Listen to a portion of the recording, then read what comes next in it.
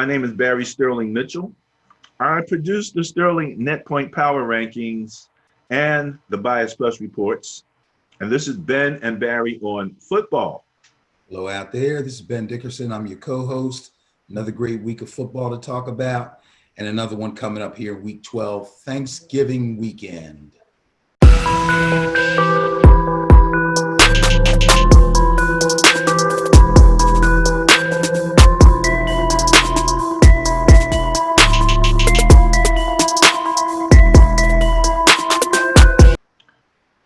All right. Well, look, going on the Thanksgiving weekend. How'd you do last week, Mr. Dickerson? Oh, you know what? I didn't compile my winning percentage, but I think I did pretty well. I'm pretty sure I only lost 4 games. I can go back and look at it though. Really? How did the bias do? Well, the bias detected a change in the NFL and had probably its lowest percentage in my memory. It came in the 40s, like 40 some percent. As a matter of fact, I didn't need, but in order to break even, Tampa Bay needed to have won that game. They were favored, if you remember. Just to be 50%? That would have put me at 50%. And you're basing this on a change in the NFL? Please explain. Well, first of all, the Cowboys beat the Vikings. Okay. The Vikings were favored. Cowboys hadn't really beaten anybody. But you bring back, you bring back the quarterback, the red rifle, right? And you smash some watermelons, right? Your coach smashes some watermelons and gets everybody super hyped, right? And then on the other side, you got Kirk Cousins. At some point, the Vikings favorite is in jeopardy. But they were favored. Cowboys won that, so that was one that didn't go the way. Whoa. Time out, bro. What is the big change in the NFL that affected the bias? Well, what I'm saying is that we're going to the final quarter, and different teams are starting to find themselves. Different parts are coming back online. Seahawks, for example, got back their safety, and some of these guys these things are making differences. I'm looking for my Niners. Mostert is coming back this week. You start to bring back some in this fourth quarter, and you remember we go by quarters. So we're about to go into the fourth quarter, 12 through 16. So I was just interested at some of what I would consider upsets, and some that really weren't upsets. Somewhere up, the other team had just been playing better. So you look at the Cardinals versus the Seahawks. Cardinals were favored. Net points, they were better. Okay. But, it's the Seahawks. And I'll be quite honest, did you get the feeling that Kyler looked a little nervous, like he wasn't quite comfortable? I believe he had an injury from the previous game. Really? Aggravated in this game. He's got an issue with his shoulder, so he is not comfortable. So I would say uncomfortable, yes. Something didn't seem right with him from the get. That could be, but these maybe I misunderstood what you were trying to say. But you said the bias detected changes in the NFL. I'm pretty sure that's what you said. And yes, and that's what I said. What you're saying to me is that the bias didn't detect changes in the NFL. There are changes occurring team by team, either for the better or for the worse. There were things that are unexpected, people coming back from injuries. This is all regular football related stuff. And at the very top of all of this is on any given Sunday, which is why nobody's ever perfect. or hardly ever. Well, the reason I think I said it detects it, the bias tracks what you have actually been doing. So if you're doing boom to boom to boom, then all of a sudden you go doink.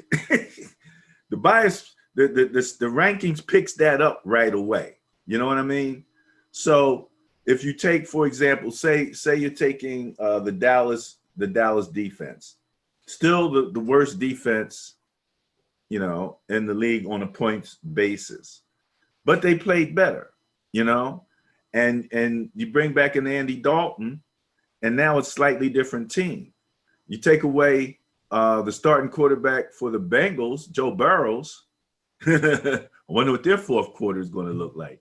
So I'm just saying, you know, and seeing what they've been doing, then all of a sudden they get to a point, and you know, this might be the point where the pretenders and you know, get exposed and things of that nature. So fourth quarter is going to be a bang, and we're just getting ready to go into it. So I think that's all I'm really saying.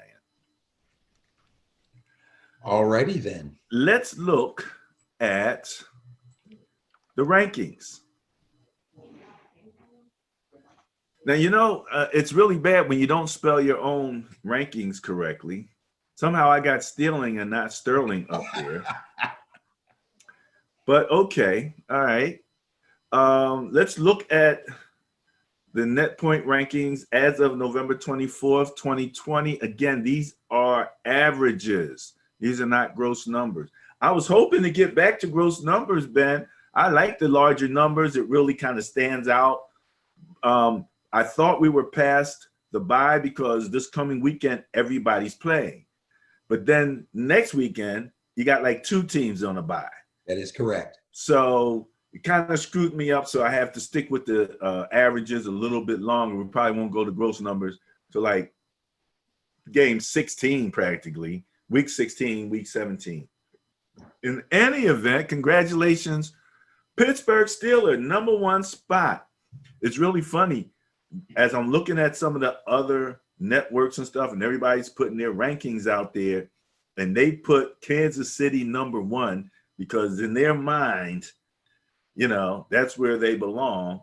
And that's, you know, that's their built-in bias. We don't have that because it's straight net points. So Kansas City coming in at 10.7. Kansas City has actually not been scoring as, I don't think their scoring is as high as it was last year. They look a little more muted and in control in what they're doing. Or maybe, you know, Mahomes is looking a little more human. They're still excellent, no doubt about it. New Orleans bringing in 3rd place, tied with Baltimore at 7.3. That's an interesting perspective to see that they're both winning at exactly the same amount. On average, 1 touchdown per game. Baltimore is dropping though. They're moving down. They're probably only in the top 5 because they were so strong early on. Indianapolis is that team that I think people are calling the sleeper potentially. Coming in at #5. Miami. What's going on with Miami, Benny? You text me, they're like, Fitzpatrick's in. Yeah, I didn't realize. I thought that I saw Tua go down with an injury. In fact, he was not injured. He got a little banged around a little bit. He was not injured, but he was playing extremely poorly. And, you know, had let the young man take a seat. You know, that's an interesting situation. And so again, even when we were talking about the bias, they were favored. You know, who thought that Tua was going to all of a sudden start to play more poorly? We know the phases that anybody goes through, especially quarterbacks, where they first come in and there's no tape and they're getting away and they're doing things. And then next thing you know, tape gets on them and things tighten up a little bit, you know, as defenses make better adjustments. So again, going into the 4th quarter, defenses are making some adjustments. Speaking of Tampa Bay, you know, I don't know what's up with Tom Terrific, but I do know that Leonard Fournette sold them out at least 3 times on drop passes. I mean, I could go. I try not to decide until a little past mid-season who I think is a pretender and who I think is a contender. I have been very skeptical every time I turn on the television and hear people say so-and-so is playing Tampa Bay and they're great defense. I may have even said a couple of weeks ago, I remember distinctly a gentleman saying their DBs are all under 24 years old. They're all over 6 feet tall. They all run 4.4 or better. And that's what makes them great. But guess what? That's not what makes you great. What makes you great is experience. Okay. And they don't have it. And they're getting hurt by it. Physically, on paper, they look wonderful. Everybody would say, oh, I wish I had a secondary that looked like this. But when you get them on the field, they're susceptible to making the same mistakes that other rookie and first and second year players make. Well, Tampa Bay is coming in 10th in points allowed, giving up an even 23 a game. So that's not bad. One of the things I noticed in that game, and I posted it, was that I did not think Tampa Bay had seen an offense that ran as efficiently as the Rams do. The Rams is clicking. You know, they're not big time necessarily, but they're very efficient. They move the ball. You know, Goff gets out. The pass is out quickly. Their receivers catch the ball. They will run the ball at you. So they're pretty efficient. They get first downs, you know. And I saw Brady going deep multiple times when, again, I'm thinking, you know, get the first down, you know, become a little more efficient. I don't know if that's if that's a result of coaching. I understand, you know, you even mentioned the no risk it, no biscuit mentality of Tampa Bay's, you know, coaching. But Brady always distributed the ball, got it out quickly, and used, you know, a lot of his shorter receivers.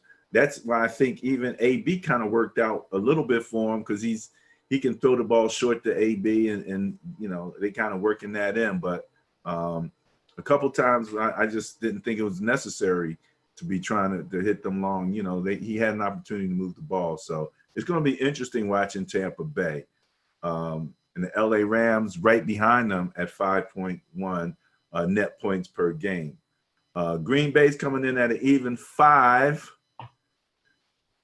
Your receiver, Devontae. Yes. Is he healthy? Absolutely. Okay.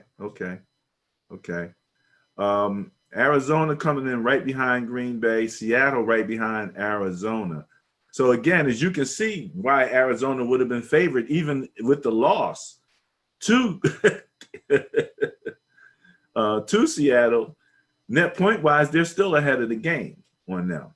That's how well they were doing. So that's an interesting loss. And again, that was a division game. Tennessee coming in at a +2 net points. So Tennessee, good record, everything, but not exactly, you know, smashing, you know, not exactly really running over people, kind of settling in a little bit. Vegas has had to play the Chiefs twice. 1-1 lost the last one. They're coming in at a net point of 1. Buffalo at 0.7, and my Niners hanging on to the last positive place on the chart at number 15 at 0.4. So I'm going to mention again that the net point analysis, your net points will be both positive and negative. If you're constantly losing, you're losing by margins, and that's what you're showing in the right-hand column, starting with the LA Chargers at -1.3, and then going through from Minnesota down to the Jets. As you can see, the Jets in last place at a -15.3. So they're losing by an average of just over a little two touchdowns. And so these are the teams on your right that have the big questions. As Ben said, what did you say about a week ago? I don't think you'll see any of these guys in the Super Bowl. What, from 17 down? Yeah. No, not going to happen. So right there, if you follow the Sterling Net Point Power Rankings, you kind of know who your contenders are. And we'll tell you that number one doesn't always win the Super Bowl. Number two doesn't always win the Super Bowl. Matter of fact, I think you might have more number sevens that win the Super Bowl. I have to go back and do a little more study on that. But that top 10 is something to really be aware of, and then gives you some idea as who's going where. I haven't seen compared rather the Vegas odds of these teams actually making the Super Bowl. Maybe next week I can have a few numbers put together just to kind of see how that might line up with the Net Point Power Rankings. All right, Benny, any last words on this? Just to say that there's still going to be plenty of fluctuation. There's 6-7 games left. There's teams that are not in the top 10 right now that will, or I believe, have a good chance of getting in the top 10 before this is all over. And there's some teams in the top 10 that will not be there when this is all over. What we're looking at right now could look completely different in a week or two. So I think that's great. I think that our rankings better reflect the strength of the teams where they are right now. And, as usual, no opinion, no conjecture. So this is what it is. People that have Kansas City as their number one team, I mean, that's all well and good, but there's a lot of conjecture mixed in there. Pittsburgh's undefeated. Pittsburgh has a stellar defense, Kansas City does not. Pittsburgh has a wide receiver core that's outstanding right now. Kansas City does not. So, yeah, they're winning. Yeah, they look great. Yeah, everybody loves Patty Mahomes, but I think these rankings better reflect what's going on right now. And again, there will be some movement. I wanted to quickly point out a couple teams that we talked about last week when we were looking at some of the internal workings of the Net Point Power Rankings. And I'm talking about the disparity between the scoring points for and the defense points against, and the teams that have the greatest disparity. And what I mean by that is this. Green Bay, for example, is third in scoring, right? Mm-hmm. But they're 17th on defense. Correct. So in terms of ranking, that's a 14 ranking difference between their offense and their defense. A decent sized disparity. The Seattle Seahawks are second on offense. They're 28th on defense, which gives them a 26 ranking disparity. So those are two of the teams when you're saying things could turn around. Again, what was hurting the Seattle was their defense. All of a sudden they found a rush. The guy's name is escaping me, and then they brought back the safety that joined them from the Jets. And I believe just those two components really added something to their defense. Now, maybe Kyler wasn't quite right, and that played into it a little bit too. Some of that, didn't help them. But I think that their defense played a lot better. So I would keep an eye on that. Vegas has a 19th place disparity between their 8th place ranking on offense and their 25th, 26th ranking on defense. So some of these teams really are still a bit out of balance in terms of their offense and their defense. You mentioned Kansas City, for example, first on offense and 7th on defense. So they can tighten up a little bit. They can, they're going to need to do that to contend. Pittsburgh, the number one team, is 4th offensively and number one defensively, ending in this past weekend. They're only giving up 17.4 points per game defensively, Pittsburgh. So if defense wins championships, keep an eye on them guys for sure. All right, where are we at here?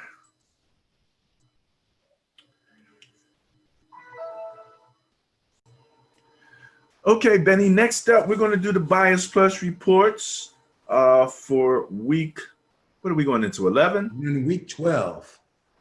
Going into week 12. All right, yes. And I have week 11 written on my paper. That's why it's throwing me off. But I got all the games. Let's kick it off with the first one on the schedule. Bias Plus report, NFL week 12. I got that one right. Texans at Detroit Lions. Bias Plus score 1.1 favors Houston. So if you multiply that by 11, you'd be about an 11-point average in gross numbers, but 1.1 differential there between Houston. And the thing about it is, I looked at this. Houston has got a minus 0.4 in turnovers, and they're minus 4.5 in terms of their net points. Detroit is minus 6 in terms of their net points. So both teams are in the negative, and the differential to some degree hung on the fact that Detroit got a little closer because they did better in the turnover range, but that just tightened the score down to 1.1 favoring Houston Texans. Deshaun, he can do it by himself, can he? Yeah, pretty much. I mean, last week Deshaun put in work on the once vaunted Patriots defense, completed 28 of 37 passes, 344 big yards, and 3 touchdowns. Went to work on them boys. Now, although the Texans only have 3 wins this season, Deshaun continues to ball out every week. He's put up 300 plus yards in 5 of his 11 starts, and he's never thrown for less than 250 yards. And he's accounted for, this is a big stat here, he's accounted for 88% of his team's total yardage this year. Take the Texans in this one. Lions don't have a chance. Don't have a chance, he says. Okay, take the Texans, he says. The Washington football team is going into Dallas. In the previous segment, I talked a little bit about Dallas's defense playing a little bit better. Bias Plus score 6.2, however, favors Washington. Alex Smith against the Red Rifle. 2 veterans coming off of injuries. Alex Smith, we know about his injury, but I don't think he was hurt last week. But what's his name? The Red Rifle. Why am I forgetting his name? Dalton. Yes, Andy. Yeah, coming back, and I think that helped Dallas also. They felt like they had a competent quarterback. So, but Washington's favorite. Who you have? Okay, so Washington's favored, but let me say this. Andy did come back from injury, and he came back looking really good. He was really sharp. He led the Cowboys to a hard-fought 31-28 win over Minnesota, a team that I'm pretty sure was favored over them. And the way their defense was playing, I didn't think that they would be able to compete with Minnesota. But in fact, they did and won the game. Now, Andy threw 3 touchdown passes, only had 1 interception, and he got plenty of help from Zeke Elliott, ran 21 times for 103 yards and had a receiving touchdown. The beleaguered Dallas defense was brutalized by Dalvin Cook and Adam Thielen, which means Kirk Cousins had a good game. Excuse me. Just want to make sure you heard that. What was one of those guys' names? Dalvin Cook? Yes. Doesn't he run the ball? Yes, he does. So you're giving Kirk Cousins credit for Dalvin Cook's let running me capability? Let me repeat myself. Perhaps you were distracted and you didn't hear me. I said Dalvin Cook and Adam Thielen. No, I understand about the Adam Thielen. Anything with the ball. I didn't question that. I was just questioning Dalvin Cook. The ball. No, earlier in the show, bro, you tried to come at Kirk Cousins low key, and I'm letting you know you're wrong on this one. So what was his percentage again? What? His quarterback rating? Yeah, right. I mean, no, it's percentage. Did you have his percentage there? Completion percentage? No. Oh, okay. All right. And he did lose that game, right? The game was 31-28. Okay. Some reason you didn't say yes or no to my question. Yes, they lost the game. The Vikings lost the game. What is your point? I don't get it. My point is this. You made Bias plus 6.2 favors Washington. Who you got?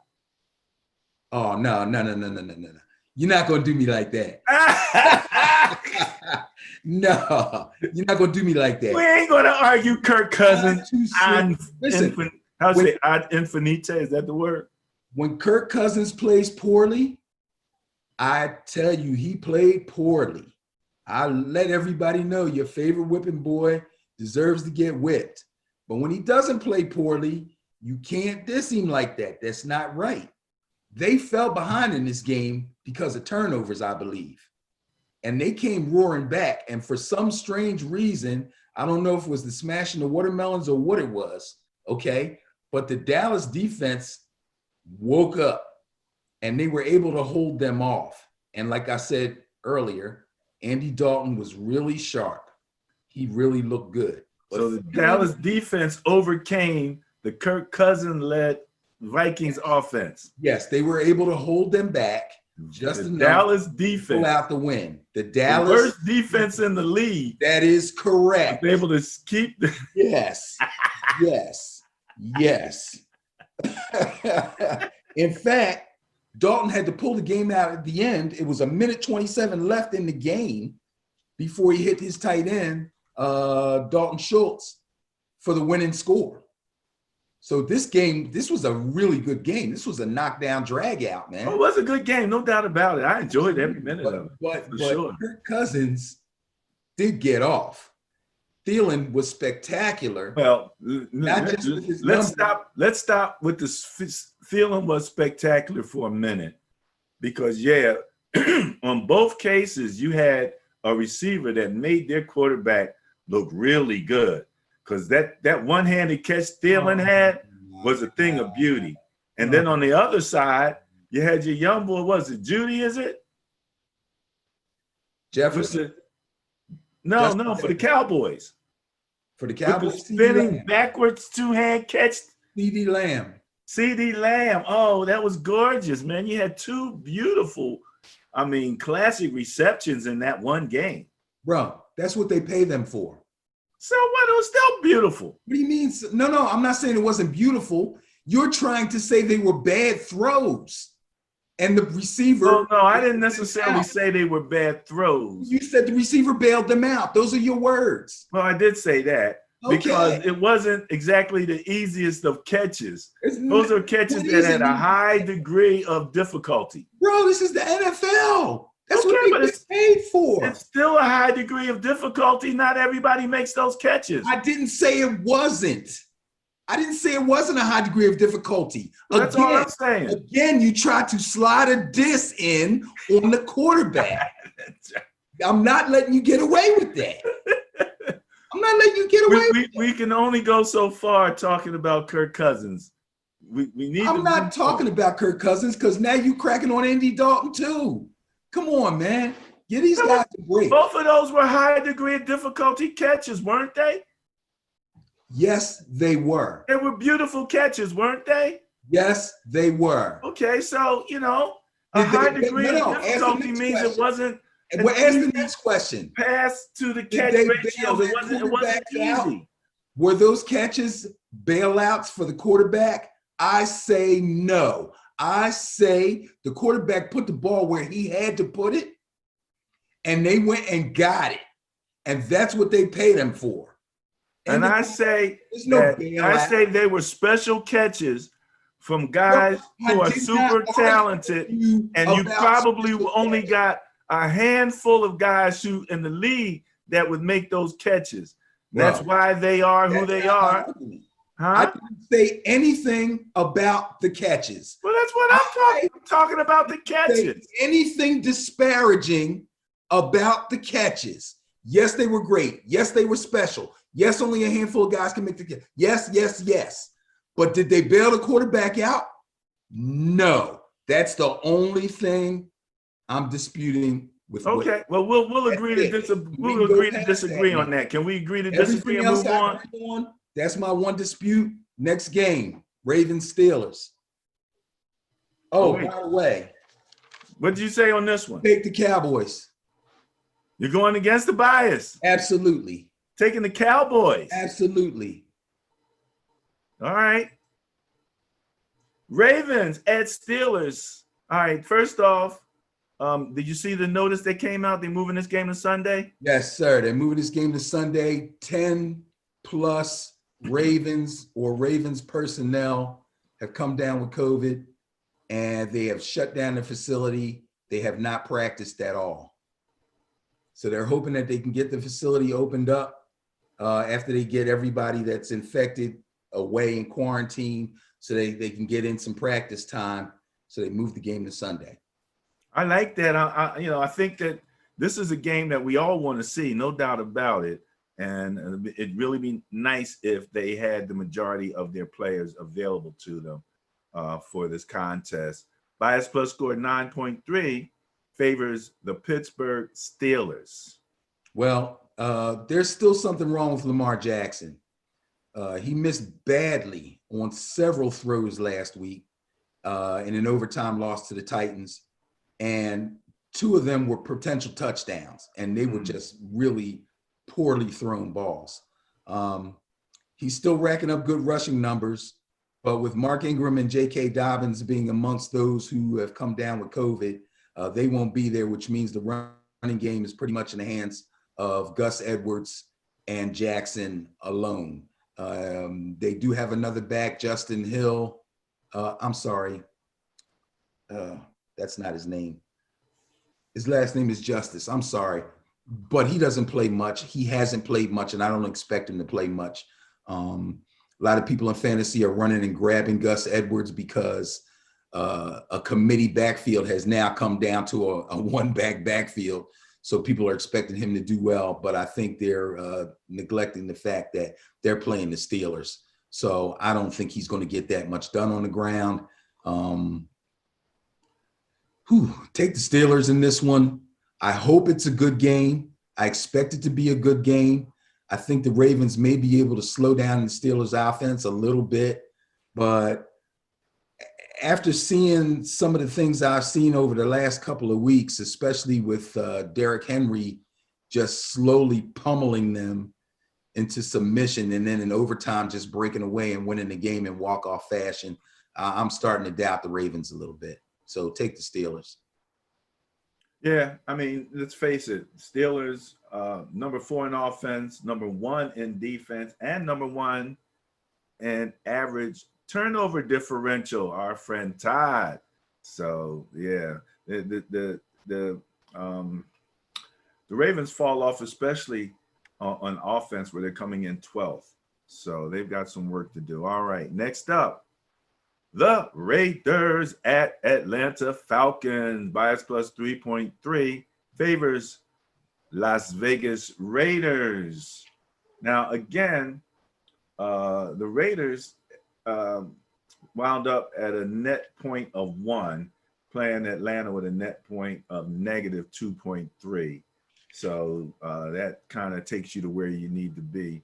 Neither one of these guys are really scaring everybody. But this could be an interesting game. The Falcons have a lot of news coming out of that organization. I think there was something about general manager and the coaches. I think he wants to stay. I think he's vying for that long-term Atlanta spot, and they've been playing better. Since what's his name, Alfred Morris.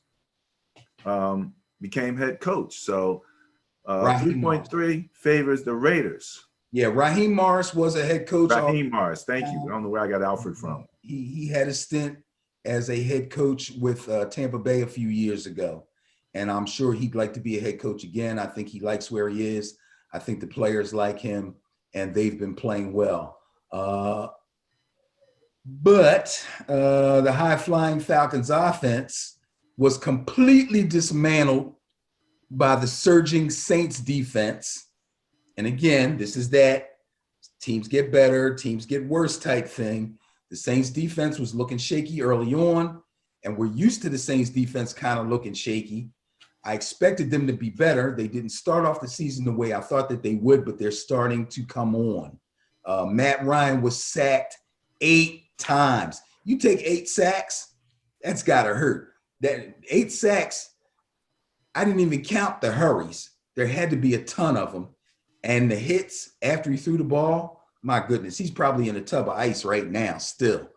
He was intercepted twice, and he got outplayed by Taysom Hill. Yeah. Why he laugh like that? He got outplayed by Taysom because Matt Ryan is leading the league in passing yardage. The Falcons are known for their offensive prowess. Wide receiver for the Falcons. Hamstring. Julio Jones. Julio. What Without about Julio? Is it the same offense if Julio's not right? No, it's not the same. But Julio's not Devontae Adams. Julio doesn't get the kind of targets Devontae Adams gets. Julio can't carry them. They got Calvin Ridley, who's an excellent receiver also. They have Russell Gage, who's a pretty good third guy. They have Ty Gurley, who catches the ball out of the backfield.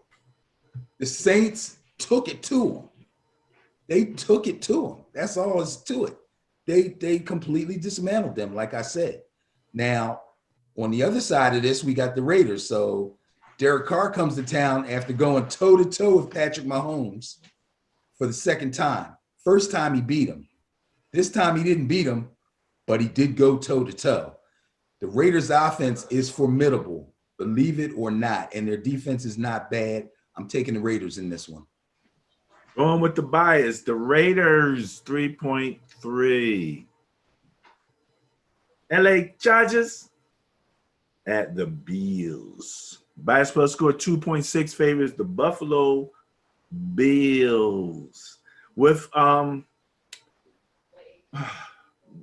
the Cincinnati quarterback going down, sort of taking him out of that rookie MVP race, Herbert, that arm, man, that guy has is top notch. I'm looking at, when you're looking at the quarterback, you just talk pure arm talent.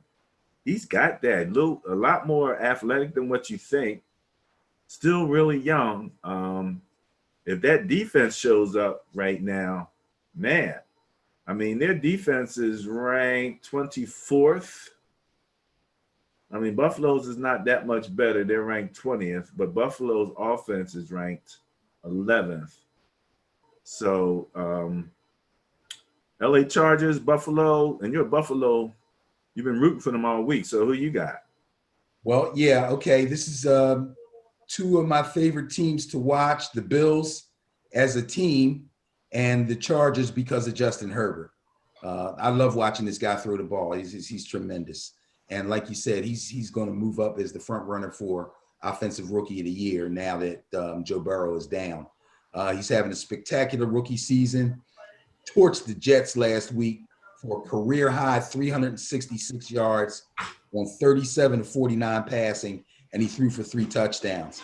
Unfortunately, that was against the Jets. Josh Allen's been up and down for the Bills production-wise, but mostly up.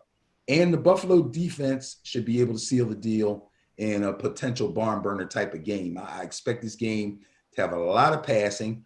I expect this game to have a lot of touchdowns and a lot of spectacular plays. But the Bills defense, like the Cowboys defense, like the Saints defense, is showing market improvement over the last few weeks, and I think that will continue. So I'm taking the Bills. All right, I'm gonna have to take note of them so we can see where those guys are in the rankings defensively and watch them over the next 4 weeks to see which one of these guys lives up to that lofty charge you just put on them there about moving up. Speaking of moving up, the New York Football Giants, they're getting ready to go play those Cincinnati Bengals. They've got 3 guys that I don't know at all potentially starting at quarterback. Bias plus score of 2.0 favors the Giants, and that does not take into account the fact that Joe Burrows is not there anymore, and that production is going to be replaced by Mr. Unknown. What do you have on this? They'll probably go with Ryan Finley unless they've got something else up their sleeves. Ryan Finley's the guy that came in for Joe Burrow once he went down. Ryan Finley probably should not be in the NFL. I don't think that Ryan Finley. Wait, you said he should not be in the NFL. Yeah, he should not be an NFL quarterback. I don't think he's got the goods. I really don't.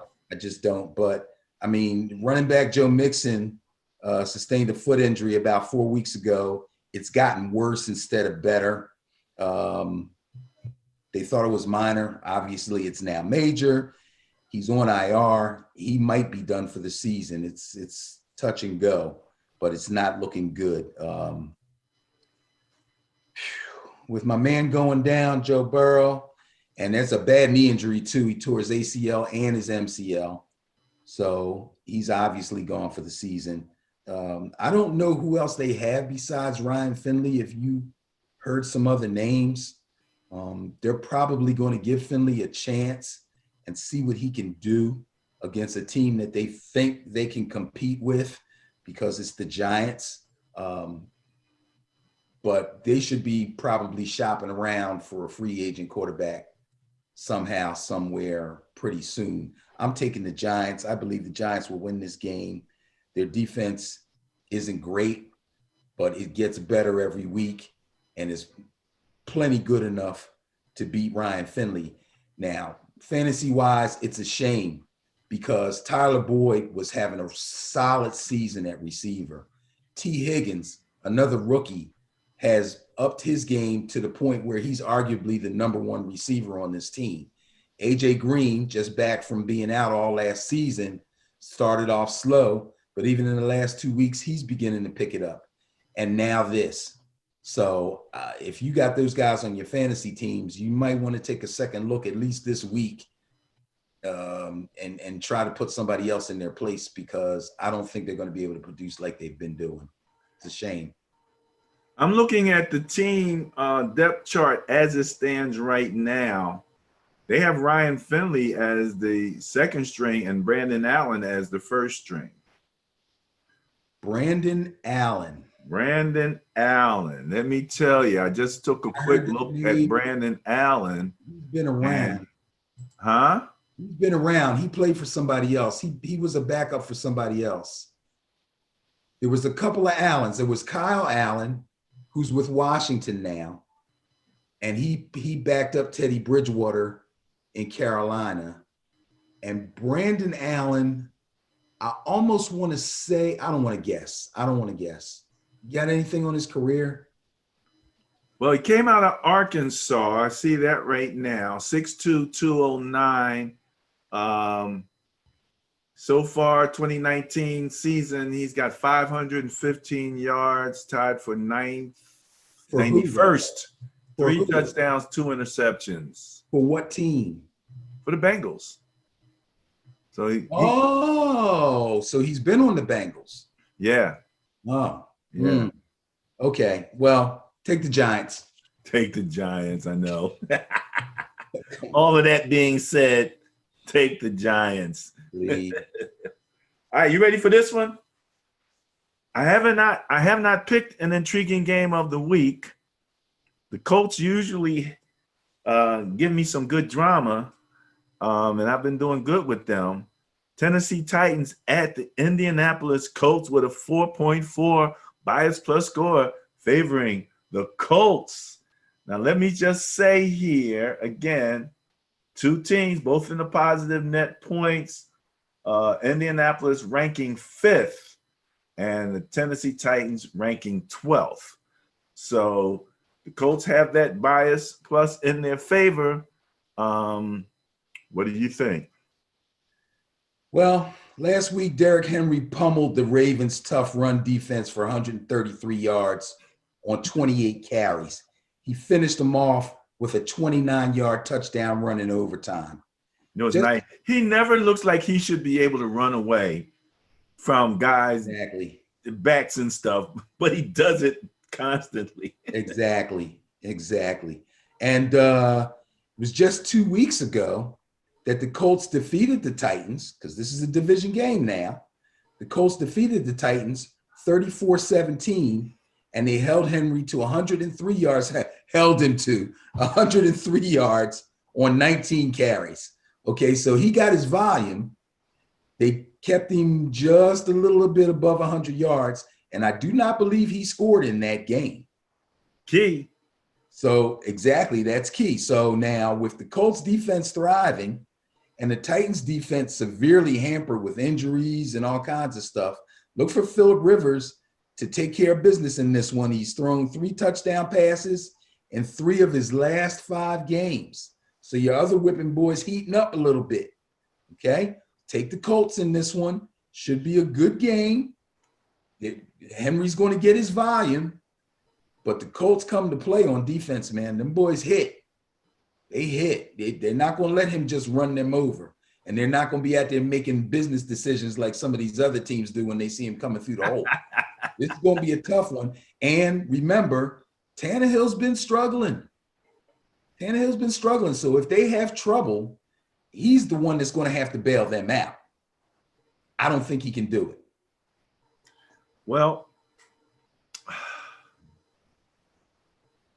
all right. Hey, I can't argue with any of that. And as far as my second favorite whipping boy, Phillip Rivers, I got to show him a little respect. He's looking better. His decision making, he's getting the ball out. And, he's running that offense pretty efficiently. The Colts ranked 10th on offense, putting up 27.6 per game.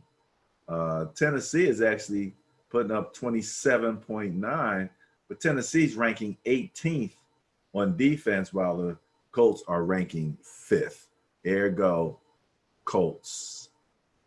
Carolina Panthers at Minnesota Vikings. Bias plus score of only 0.4 favors the Panthers. Second favorite whipping boy. Who do you have on this? Or first favorite whipping boy, actually, right? Numero uno. My man, Pots and Pans, Kirk Cousins. So let's talk about the Panthers for a second. So last week, one of our favorite players from his XFL days, Temple alum and XFL star PJ Walker got his first NFL start. He did not disappoint. He was 24 of 34, 258 yards, and he threw for a touchdown. I don't believe, he did. He had 2 picks. He did throw 2 interceptions. Now, it's his first NFL start, okay? He didn't go to LSU. He went to Temple, all right? He didn't get drafted into the NFL. He played in the XFL. So let's give him a break on that one. Can I say something about those 2 picks? Sure. They were both red zone, end zone picks. Yes, they were. His ability to throw the deep ball looks a little bit better than what he looked in that cramped up, fast moving red zone scenario. Right. He might have got a contract right after the game had he not thrown those picks, even if he got field goals, because those picks really marred a really nice day that he had. I mean, it happens, you know, and like you said, he's coming in, you know, first game, blah, blah, blah. That's a tough place, is why they call it the red zone. But man, you know, chance for greatness right there, you know. Yeah, So, that's true. But again, let's remember no OTAs, no preseason games, no real training camp, you know, which means no snaps with the first team until Teddy gets hurt. So he had 1 week of practice with the first team.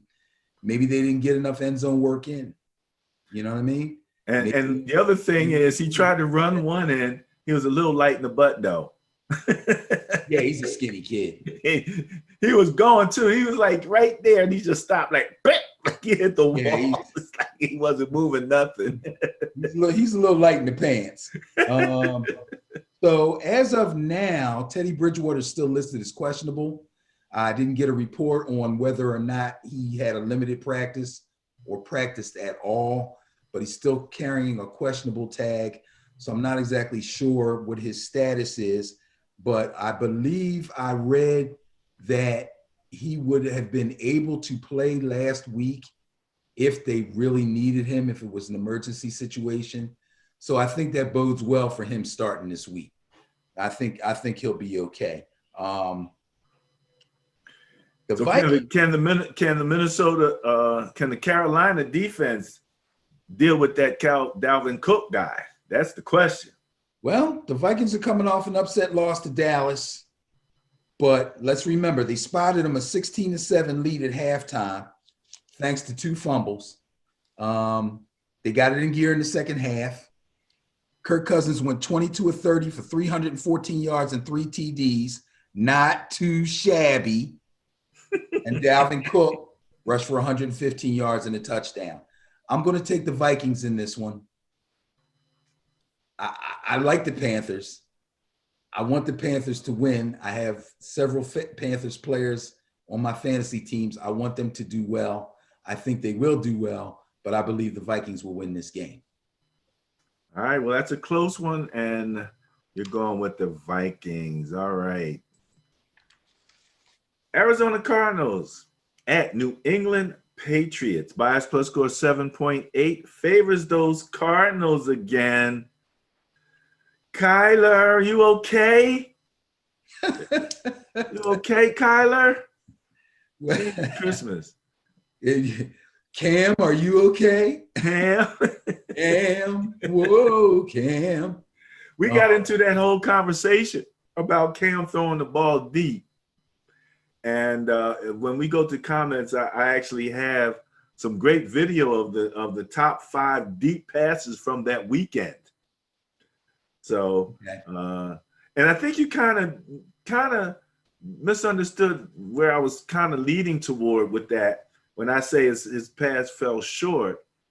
I was actually thinking more about the coaches. I'm thinking, did the coaches think that he was going to drop that into the end zone? You know, were they seeing something, you know, else and maybe practice or something? Because that would have been another 10 plus yards. He would have had to throw that thing a good, like you said, close to 70 yards in the air.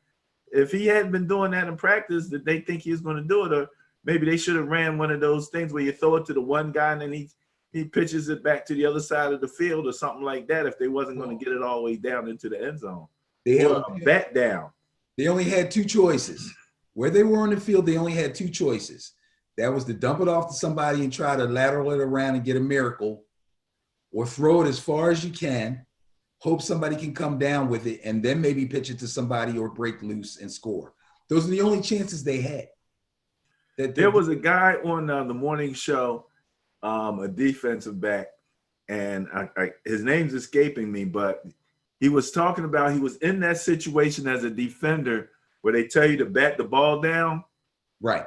And he went up and he was like, I could have easily caught it, but they emphasized bat the ball down. And he batted it right to somebody. And the guy caught it and ran it in for a touchdown. It happens. Yeah, I've seen that. I've seen that happen. Oh, man. But that would have been a play, because if it's just going to get to the 10-yard line, you got to have a second part to that deal there. Or like you said, you just hoping everybody fall down and he runs it in. So I was really questioning the kind of the call is like that really what you thought, you know, you were going to succeed with Well, if do you Cam think they would have not going to put it succeeded? 70 yards in the air? You think they would have succeeded by throwing something short and trying to pitch it around? I don't know about short. I was more in the mode of throwing it deep and having it batted to somebody. I kind of like that idea. Well, Everybody that's probably what he tried to do. Maybe it was. I didn't see that though. You know, I didn't see, like, usually when you have that, you have a receiver who's outside of the pile waiting for the ball to be hit to him, kind of letting everybody go beyond him. I didn't see that guy there. So I didn't see that as a play that had developed in that manner. Okay. Any event, Cardinals 7.8. What do you have? Well, let me say this. The Patriots defense has held opponents under 20 points only 3 times this season. And outside of a pretty good showing versus the Ravens in week 10, they seem to be regressing to me, and regressing pretty badly. Again, a defense that people spoke highly of early in the season is now getting picked apart pretty badly and getting run on even worse. That's not a good thing with Kyler Murray and the Cardinals' air raid offense coming to town. I don't really have to say much more about that. Kyler doesn't even have an injury designation as far as I know, which means to me that his shoulder is fine. So take the Cardinals. It's going to be a nice show up there in New England, but not for the Patriots. The main place that the Cardinals seem to have that advantage is in their scoring. They're 7th in scoring. New England's coming in at 26 in scoring. Their defense is actually 13th. You said 20 points. They're giving up an average of 23.8 points per game. So the Cardinals have that advantage. Let's see if Kyler's, can be consistent in that. Okay. Another team that I thought was going to win and didn't, a division game here, but the Dolphins have been playing so well, and the Jets have been occupying last place so well that the bias plus, this looks to be the largest of the weekend, 22.1, favoring the Dolphins. Yeah, there won't be any surprises in this one. The Dolphins are going to win this game. I'm definitely taking the Dolphins. Tua Tagovailoa, I love saying his name now that I can say it. Struggled mightily against Denver last week, and he was benched in favor of Ryan Fitzpatrick. Now, there have been whispers that because of early success, perhaps Tua has taken the NFL a little lightly, kind of taking the NFL for granted. Really? Yes. In fact, and I don't know if this is true or not, but supposedly someone quoted him as saying something along the lines of, it's not as difficult as I thought it would be. Or something, I'm paraphrasing. Ben, I actually did hear something like that. Yeah, and like it's not that tough, which is leading people to the speculation that he's not putting in the type of time and preparation that he should before these games. So hopefully this will have snapped him out of that, because there's nothing worse than starting a game, getting beat up, playing badly, and getting benched. Especially when you're supposed to be the Messiah for your organization. It's probably time for him to swallow his pride. He's got to buckle down. He's got to handle his business. He's got to look at his film. He's got to do everything that's necessary to be prepared to play. Good thing, though, he's got the Jets. So this is a good get-right game for him. And you expect that he'll be back in the starting Absolutely. position at the start of the game. So Absolutely. All right, going with the Dolphins. The Fins. Browns at Jaguars, an AFC matchup. Bias plus score 8.5 favors the Browns. Who you have?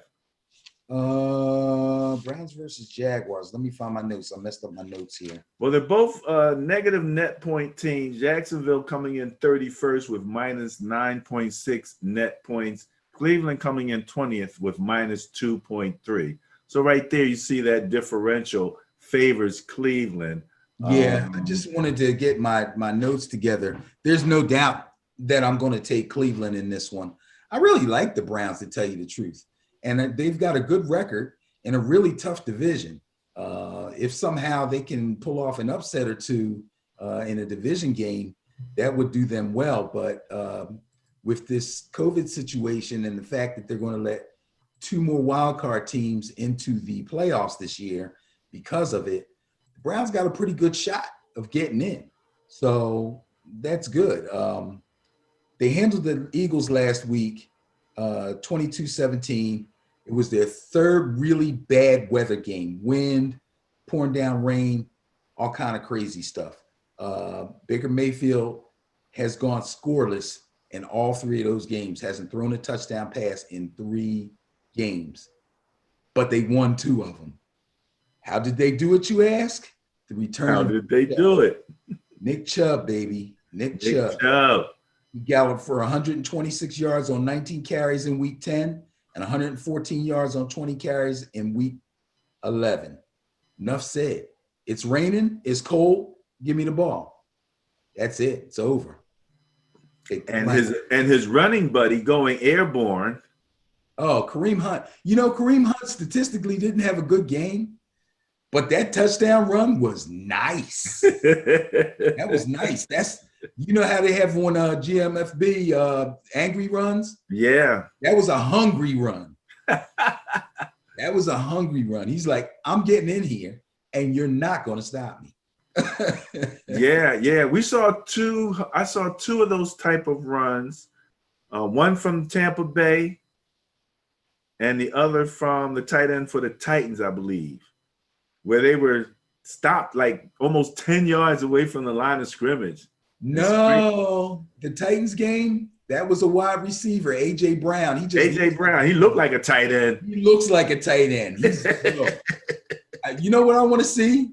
And don't get me wrong, no homo here, folks, okay?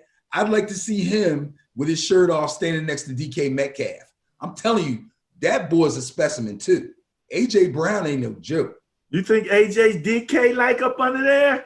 I believe so. He might not be as cut up, but he is a big boy, and he can run. Yes, it was amazing to see. And again, who was that? Mike Evans for Tampa Bay. We know he's what, 6'4", 6'5", you know? Yeah, he got it. He scored a nice one too. Yeah. I mean, he just turned around and just kept going, and guys, you know, tackling to high and trying to grab and hold, and it just wasn't working. You could tell he was extremely determined in that game. I think he got wind of all the Jalen Ramsey talk, and he took it really personal. Like, this guy's going to travel back and forth with me across the field wherever I go and all this stuff. Like, he's just going to shut me down, and they're going to have to win without me. He took that real personal. Okay. Well, Jalen will make you take it personally. You going with the Browns? Yes, sir. Going with the Browns here. New Orleans Saints at Denver Broncos. Bias plus score 15.2 favors the Saints with the new look. The Taysom Hill-led Saints. So this is a game where, and let me say something about the Saints again real quick too.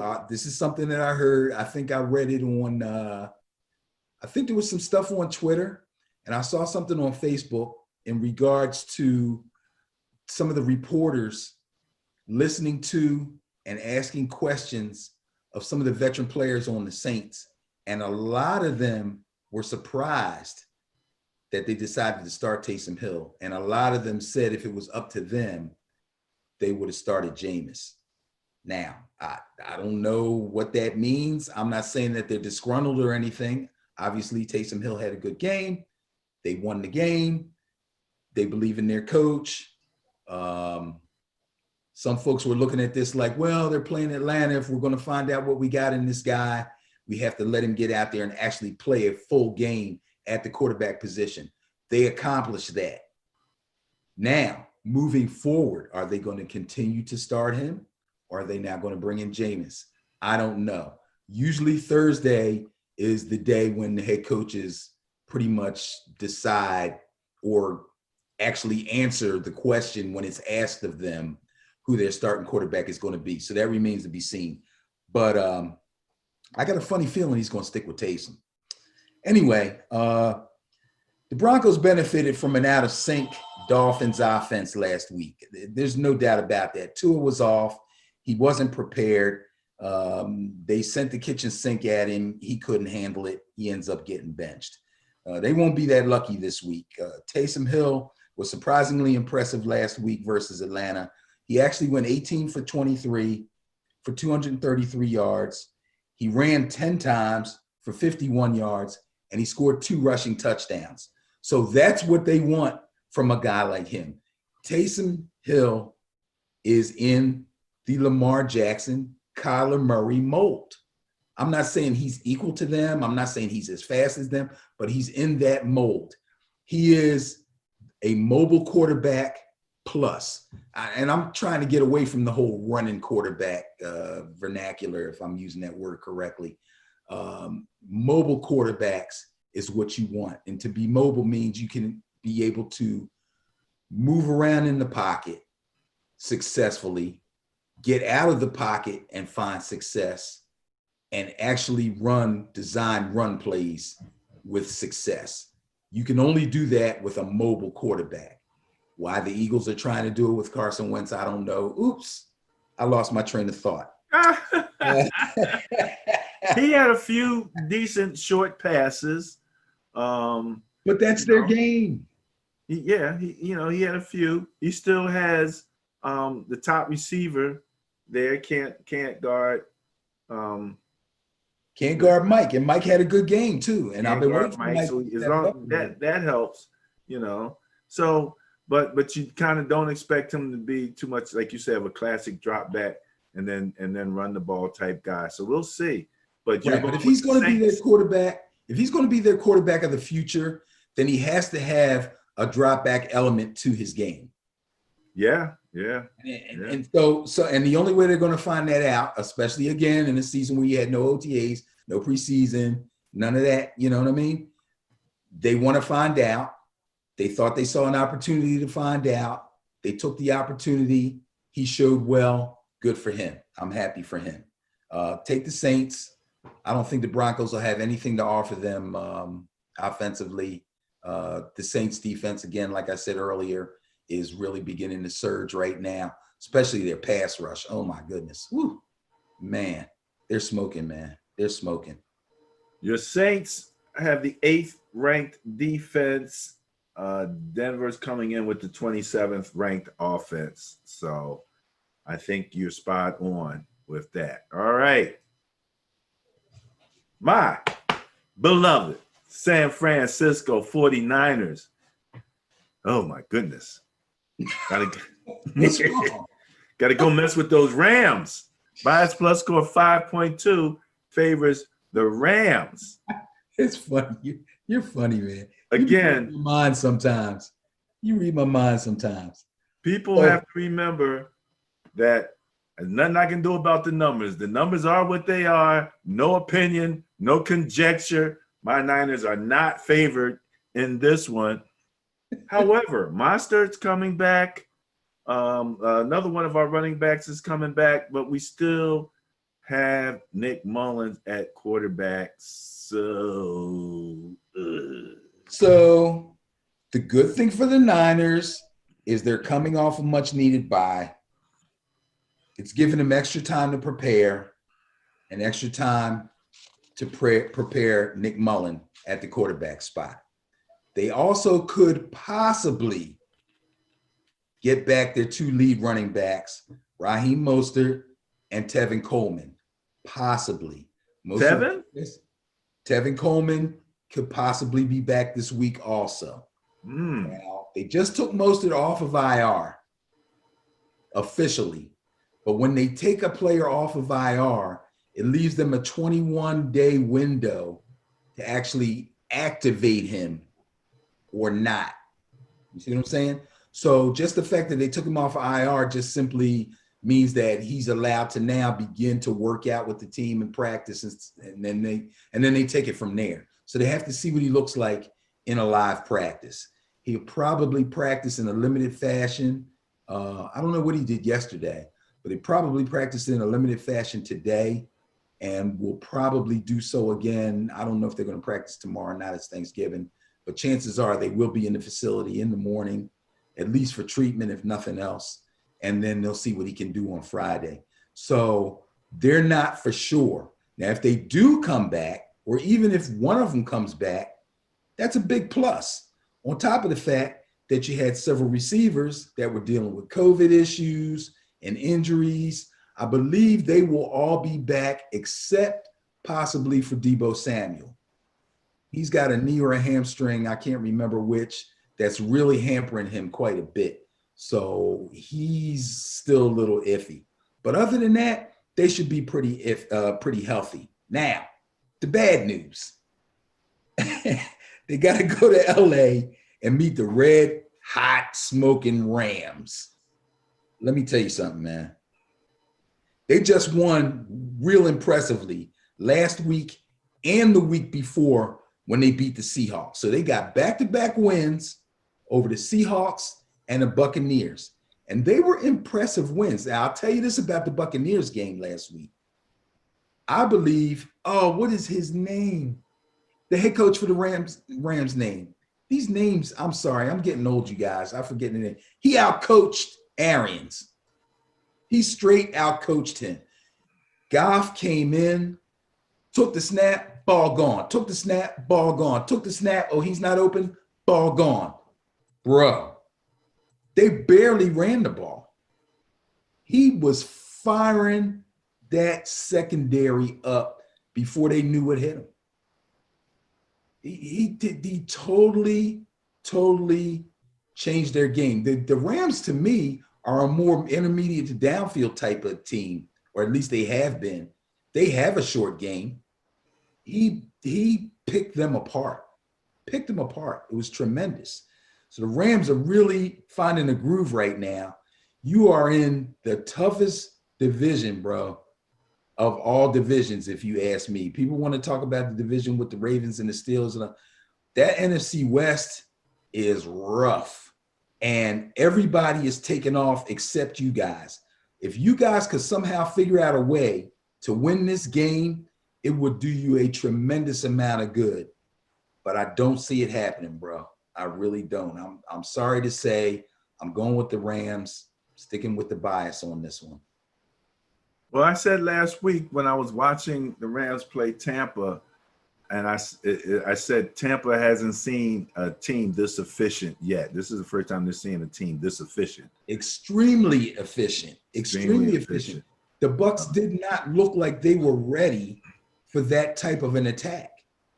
No, So, it is what it is. Go Niners. Kansas City Chiefs. Speaking of not ready for that attack, Tampa Bay Buccaneers. But the bias plus score is only 4.9 favoring the Chiefs. So it's about, on average, under 5 points a game.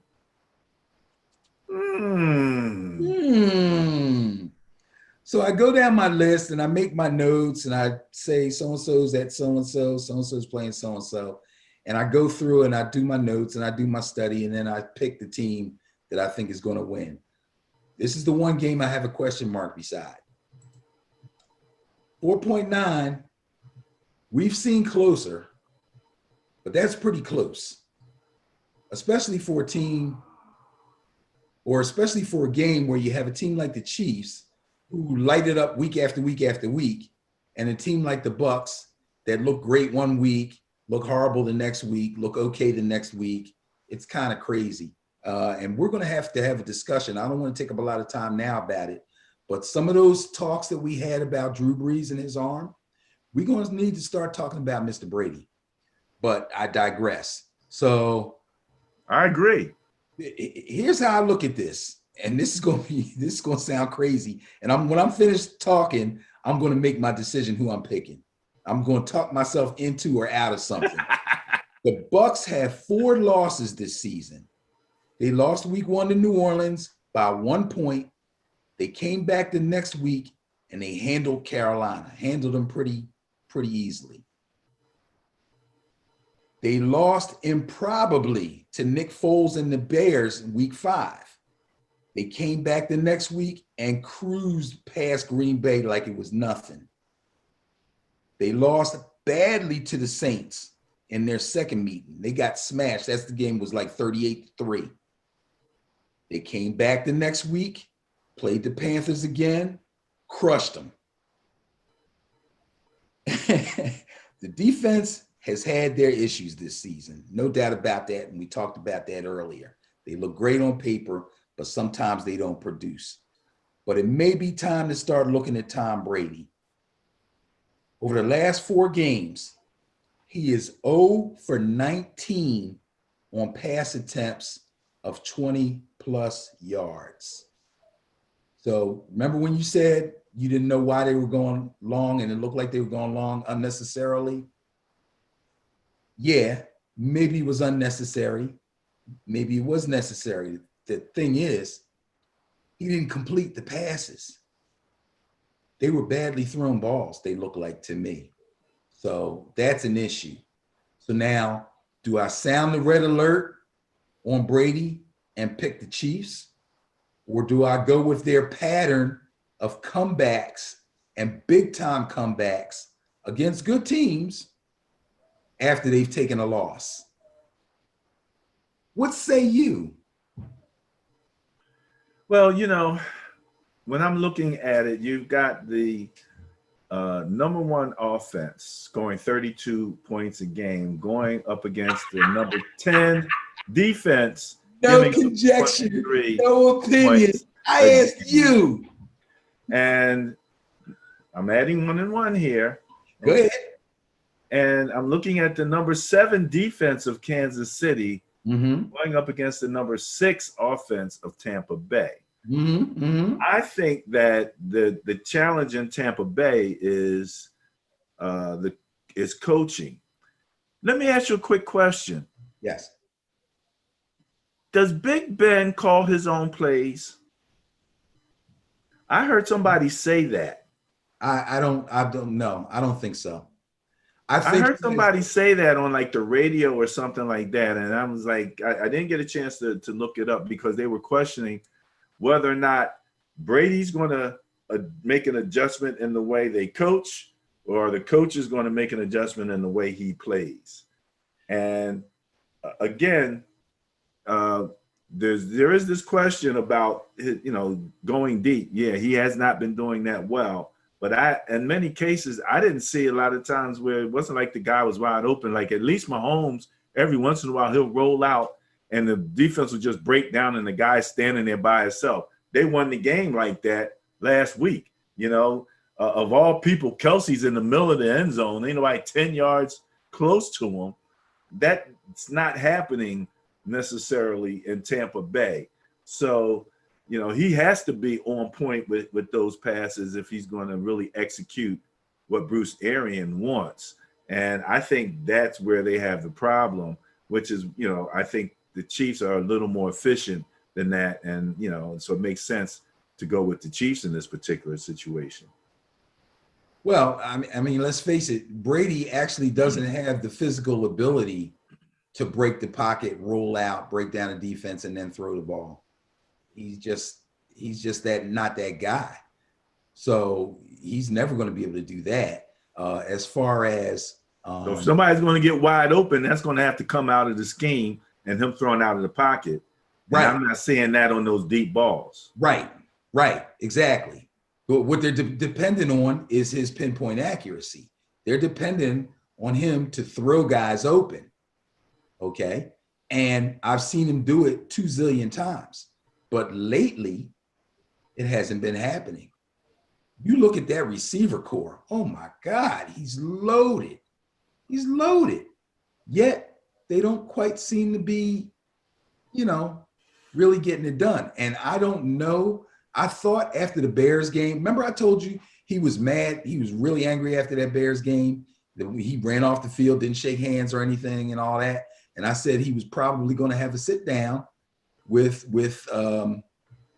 Arians and Byron Leftwich and talk about that offense a little bit and try to get them to understand that there are certain things that he does well and certain things that he doesn't feel comfortable with, and for them to make the adjustment. Okay. Seems very foolish to me for them to try to get him to adjust to things as far as their system is concerned. I'm sure he can run most of what their system consists of. Okay. But the way they're having him run the offense and try to attack defenses, I think has elements that he's not comfortable with. I hope I'm making this, make myself sound clear here. And I think that there may be some lack of communication, maybe because Brady wants to show that he can do these kind of things, but he's having trouble with it. They might have to work something out. They're gonna have to work something out. I've seen them play games where he looks totally comfortable. He's throwing balls where he likes to throw them. He's spreading the ball around to several different receivers. He looks wonderful. And then they get in situations where, and here's another thing that hampered them. They couldn't get their run game going. When they can't get their run game going, okay, again, this is not the same Tom Brady, okay? So he may not, even with all those weapons, he may not be able to control a game like he used to when their run game is not there. So, Well, you're absolutely right, especially relative to the run game. The one interception he had, I literally tweeted out that when you got a weak-ass play action that fooled absolutely nobody. Exactly. And you've turned your back. I mean, if you're going to do play action, you got to overcome the fact that you're going to turn your back to the defense to some degree, turn around, make your sightings, and get that ball off. The idea is that somebody bit on that play action, and now you got somebody wide open. Nobody bit on the play action. And then, like I said, Leonard Fournette sold him out at least 3 times, dropping passes in the flat. And that really hurt. I mean, you get Leonard Fournette out in the flat, and you expect you should be able to get some kind of production out of it, but then he drops the ball. Yeah, it's crazy. It's crazy. And I never really liked Leonard Fournette, to tell you the truth. I never picked him in fantasy. Get that feeling listening. And the knock on him coming out of LSU was that he didn't catch the ball well. And he worked on that and he got better. He actually worked on it and got better, and probably has, if we check the stats, probably has more receptions than the other running back Ronald Jones has. But yeah, in that game, no sir. He really let Brady down. He let the team down. And let me mention, I did not, when we talked about New Orleans, Denver, they kick off the 4:00 group of games. San Francisco Rams is 4:00, and Kansas City, Tampa Bay is 4:25 on the schedule. Don't know that Titans or that Baltimore Ravens Pittsburgh game. Don't know what slot they're going to put that in, if it's a 1 o'clock or a 4 o'clock game. All right, I'm taking the Buccaneers.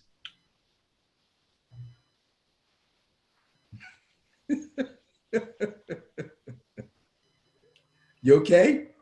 No, I'm flabbergasted. Flabber, F-L-A-B-E-R-G-A-S-T, gasted, flabbergasted. You're taking the Bucks for real? I'm taking the Bucks for real. Going against the bias, taking the Bucks after all he just said. Oh my goodness. All right. Sunday night, Chicago at Green Bay, NFC Central matchup. Bias plus score 7.1 favors the Packers. I don't even know who the Bears are going to. Is Nick Foles out? Is he hurt? Trubisky's hurt. Who's starting for the Bears? It's worse than the Bengals. We have no clue. Is Kaepernick coming back? Is he going to start for the Bears? What?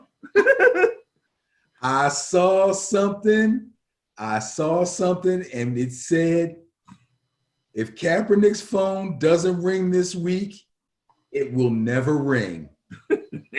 That's what it says. And basically they were saying, if the Bears or the Cincinnati Bengals do not call, especially the Bengals, do not call him, ain't nobody ever gonna call him.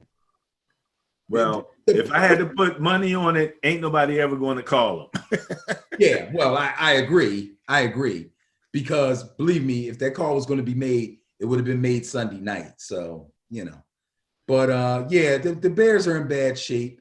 Foles is still a little jacked up. Trubisky's been jacked up. His shoulder was way worse than even I suspected. I stopped looking for any news about him because I figured, well, they gave Foles the job, that's it. But Trubisky's actually been hurt for most of this time. So it's a little questionable. It's a little up in the air. If he's healthy enough to go, there's a possibility that he could start this game because Foles has looked bad. They've lost their last 4 games in a row. He's thrown an interception, at least one interception in almost every single game. In fact, I think there's only been one game that he started that he didn't throw an interception. So yeah, that's crazy. Go Pack, go. Take Green Bay without going with the Pack. Yeah, I had no doubt about that one as far as you're concerned. All right. Monday night. This team is going to have to travel from the West. Wait a minute. It's a night game, so it don't make a difference. And it's not a 1 o'clock game, right? That's right. West to East travel. Bias plus score 7.5 favors the Seahawks. And remember, because of the proximity, the Seahawks, when they travel to the East Coast, they travel farther than teams that come from LA. A longer trip, absolutely. Even longer trip. But this game doesn't start till 8:15. Yeah, somehow the Eagles keep getting these primetime games. I don't get it. But anyway, the Eagles' offense is a mess, mostly because of bad play calling and shoddy quarterback play. And even if they were playing well, to me, it would be crazy to think that they could keep up with the Seahawks and Russell Wilson. So, but besides that, something seems to have clicked with the Seahawks defense. Okay, I'm seeing these defenses all of a sudden, you know, we're getting down to the mad rush to the end for playoff seeding and stuff. And these teams that have had really good offenses, but their defenses have been holding them back a little bit, they're starting to get themselves together here. So the Seahawks are one of those teams. I believe they will play pretty well on defense. And even if they didn't, there's no way the Eagles could keep up with the Seahawks offense. And even if the Eagles offense was playing well, they still don't have the weapons to keep up with the Seahawks offense. Big day for Metcalf, big day for Lockett, and Chris Carson may be back also. Big day for him too, all in fantasy. If you have them in fantasy, please play them. They will help you win. I'm glad you said that. Last week, we literally said that Chris Carson coming back, the run game is going to really help the Seahawks, but it wasn't Chris Carson running the ball last week.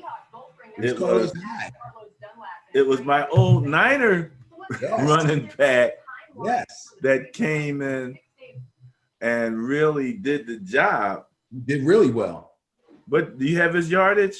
No, I don't have that. Carlos Hyde looked good. Carlos Hyde, I always liked Carlos. I wanted them to keep him when they traded him. But Carlos really, I thought, was a big difference maker. If I were to name 3 difference makers, he would be there. The other Carlos Dunlap on the defensive line. Yes. Was especially disruptive. Yes. You know.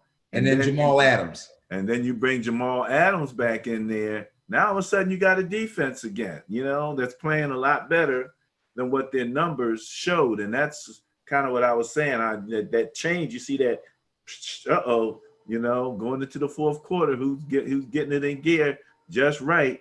And again, you go into the fourth quarter, you get into a change in the weather patterns, colder, rainier, snowier, more need to run the ball. So we talked about even, Tom Brady needing a run game. Both of these teams need that run game. Seattle has a better shot at it. So you're going with Seahawks. Seahawks. All right. Well, Benny, going with the bias on that. Ending up week 11, we have to congratulate the Denver Broncos as the Bias Plus Busters of the Week with an unfavorable Bias Plus score of 14.5. They won the game by 7 points, giving them a 21.5 Bias Plus score, highest of the weekend. So congratulations to the Denver Broncos. This hurts on so many levels. No, it does. Remember who got fired as the head coach of the Denver Broncos? Who? Brian Flores.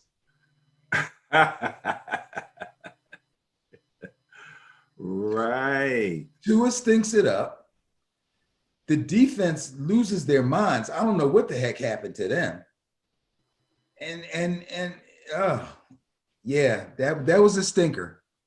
That was a stinker. Well, they got it together. They got it done. And hey, look, everybody gets their little chance in the sunshine, man. So, all right, that wraps up the Bias Plus report for week 12. Last words on the Bias Plus, Benny? Nope. Let's watch the games and see how they go. All right, Benny. So we're going to finish this show up with the commentary. We always do commentary, and we take it straight from the Ben and Barry Facebook page. Let me move this over to here out the way. We had a little bit of history there. The NF making history with an all-black officiating crew on Monday night. That's fine. All I want to say on this was this was great to see. I liked the fact that they talked about some of their predecessors, the guys that made it possible for something like this to happen. That was really great. I fell asleep on the game. I actually didn't see the fourth quarter of the game, but as far as I could see, the game went without a hitch. Everything was smooth. They stayed out of the way. The best games are the games where you don't see a lot of flags and you hardly notice the officials. Those are usually the best games. So kudos. I hope we see more of this. They've already got several female referees in the NFL now. So maybe one day we're going to see an all-female crew. Who knows? That would be, I hadn't thought about that. It was interesting. There was one play, and I was trying to remember it, where I believe they picked up the flag.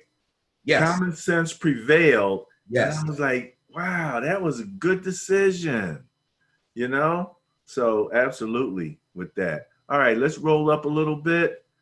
Just want to mention that the NFL went to a COVID-19 intensive protocol starting Saturday. The United States is kind of on fire right now with COVID everywhere. The challenge with COVID, when you try to look at it numerically, is that most people don't take into account the impact on the hospital. And that's where the governors and stuff are panicking, because hospitals are hitting their limit of patients that they can handle. Unlike in the initial pandemic, where you had so much concentrated in a few different states like New York or say California, and then Middle America was pretty much unscathed. When New York needed additional nurses and stuff, a lot of those people were able to send nurses from different hospitals. And the administration now is talking about beds and PPE, which is still a problem, but you can have all the beds you want. if you don't have the medical personnel, that's a problem. One lady mentioned that it takes like 4 nurses to run a respirator or an intubation. Yeah. So you can have the machine, but if you don't have the trained people, you got a problem. And that's kind of where it is right now. I still applaud the NFL and the NBA as showing the working world that with testing, you can, and proper protocol management, some discipline, you can kind of keep the infection rates down.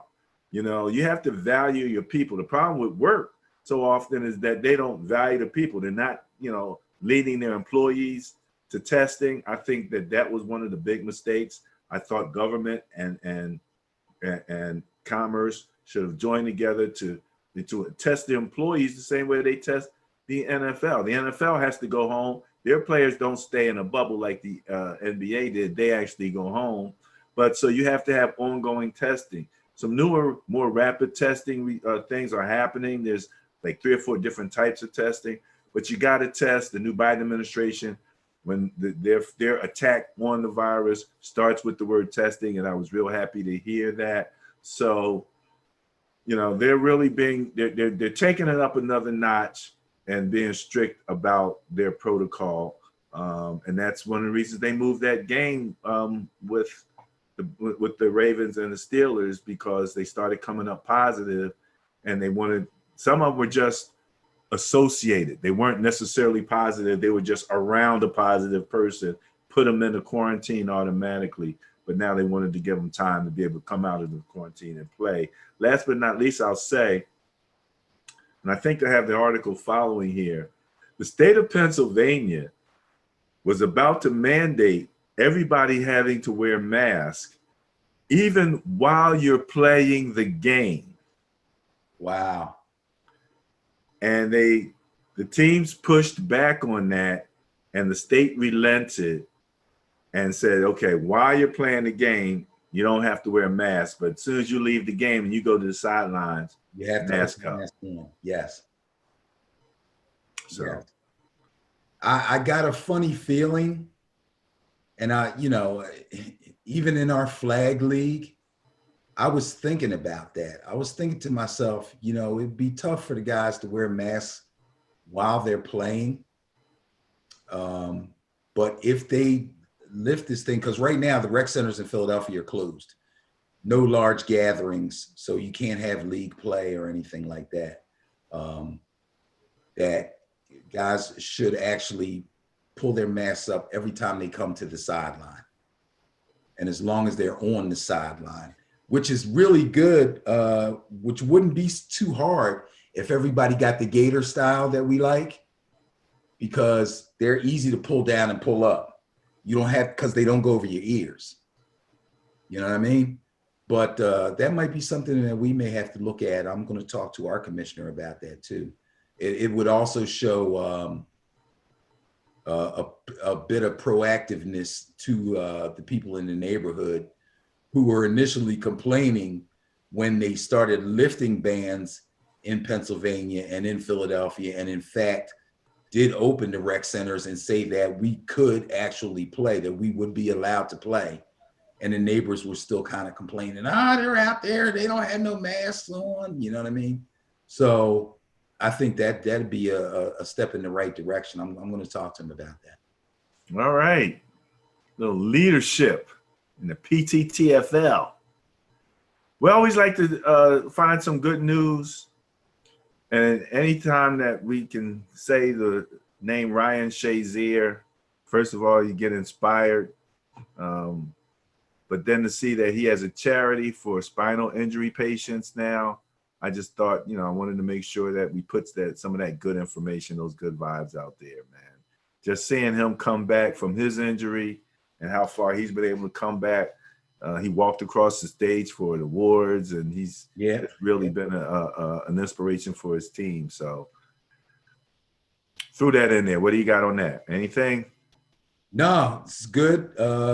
He started a charity for spinal injury patients. I think that's wonderful. He's still with the team. I believe he sometimes travels with the team when they go out, go away. So his rehab's coming along really well. He's moving well. I saw some video of him doing some workouts. He was actually doing some box jumps. Yeah. Person doing box jumps after a spinal cord injury is freaking amazing. Wow. Okay. It wasn't super high, but just the fact that he could, you know what I mean, put himself into a squat position and explode up like that and be able to complete a box jump. I thought that was amazing. That's great. The only box jump I'm doing is on the shoebox, and I'll probably crush that poor shoebox as soon as I jump up on it. So we won't go too far. Congratulations, Ryan Shazier. That is fantastic. Boom. All right. 52.7 yards. That's the Jets. Flacco. And here you go, Taysom Hill. Taysom Hill's putting it out. 53.8 yards. It's a long throw. Taysom went deep on him. Aaron Rodgers. Ooh, that looked like about a 50-something. And he didn't look like he had his feet planted. And there's Justin Herbert. I am impressed with this guy's arm. Yeah. 54.3 yards. Yeah, he's tremendous. But the longest of the day. He had plenty of time, didn't he? He stepped into that one. 58 yards. Right. And that's probably under pressure. That's really impressive. If you just took him out on the field and gave him a ball and said, here, loosen your arm up a little bit and hurl this puppy as far as you can, I still doubt he could get 70. Herbert might get in the 60s. In fact, I'm pretty sure Herbert could get into the 60s. But a 70-yard pass, I don't think so, bro. Remember back in the days when they used to have those competitions? Nobody ever won it with a 70-yard pass. They were always like 68, 65 and a half. I thought I heard a 70-yard pass is extreme. I tell you who I seen throw a 70-yard pass in the air, and I couldn't believe it, but I knew it was really long, and I saw where it was caught, and then I went back. I took my eyes right back because I was at the game, right back to the line of scrimmage, and I was like, that's the 50. That ball traveled at least or really, really close to 70 yards in the air. I'll tell you who I saw do it. It was a flag football tournament, Princeton, New Jersey.